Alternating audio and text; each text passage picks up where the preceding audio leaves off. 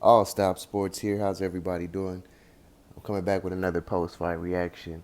Now, I was trying to play back my prediction video to the Walters Lomachenko fight, but I accidentally removed it. It's a new channel. I apologize about that, but I'll just go ahead and go into a little bit of what I said initially.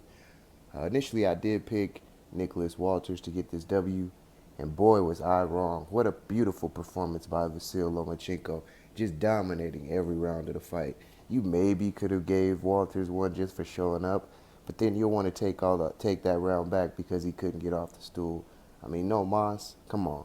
So this Nicholas Walters will not be mentioned on my channel going forward. But let me give you a little detail on the performance. Lomachenko is just a beautiful boxer.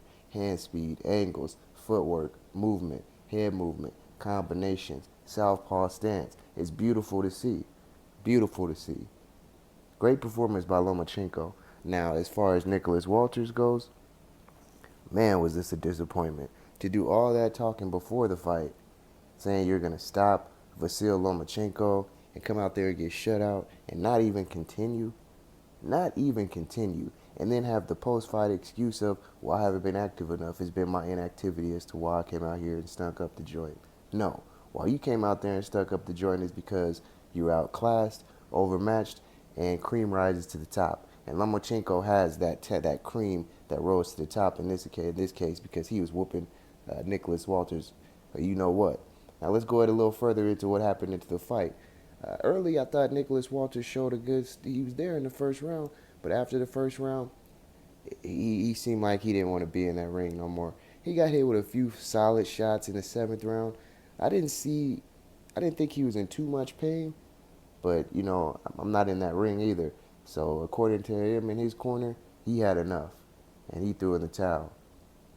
So I mean, that was very interesting to watch a guy actually quit in the biggest fight of his career, one that he says he's been wanting since he beat Sosa. But we see the truth. He didn't want none of Lomachenko, and Lomachenko really meant he would offer that 200,000 to him if he beat him, because Lomachenko knew there's no way this guy can beat me. Now I see some channels on YouTube stating that they thought the fight was a little fixed. I mean, I can't believe that because it was just too much of a dominating performance for me to think that there was any type of fixation in this. I mean, for Vasil Lomachenko to put on that type of performance, I'm not going to discredit him. I'm not. Now, people ask me, where do you have Lomachenko on the pound for pound list? Now, I think he's a great fighter. Can I give him top 10? Possibly. Possibly. But, I mean, I have to sit down and think about this. I mean, I got guys like Terrence Crawford ahead of him. Of course, Andre Ward. Sergey Kovalev ahead of him. Terrence Crawford ahead of him.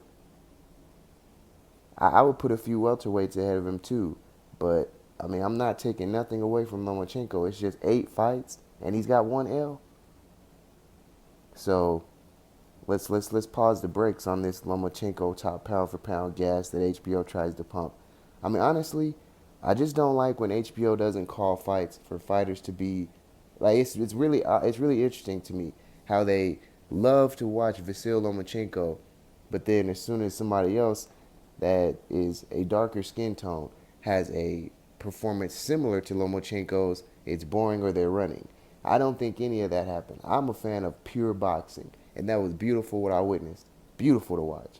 So I just wish all boxing fans see the fights through similar lenses instead of leaning towards a favorite or wishing to see somebody win. I mean, of course, you have your initial prediction of who you think will win the fight, but it's okay to be wrong.